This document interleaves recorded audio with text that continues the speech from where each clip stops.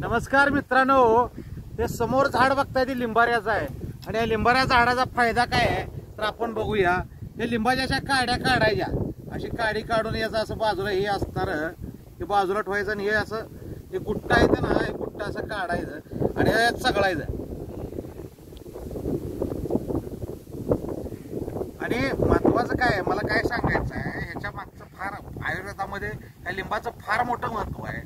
जे पित्ताशयाचे जे आजार आहेत, आतड्याचे जे आजार आहेत, ते तुमच्या पोटाचा कुठलाही रोग राहणार नाही। आणि लिंबाने एकदा प्रतिकार शक्ती एवढी भयान वाढते की तुम्हाला कुठलाही रोग होणार नाही, कुठलेही तुम्हाला पोटाचा विकार होणार नाही, कुठलाही असणारा त्रास होणार नाही। इतका आयुर्वेदिक असणारा 24 तास हवा शुद्ध करणारा हा लिंबारा गुणकारी असणारा आपल्या घरा शेजारी असला तर नक्की लावा।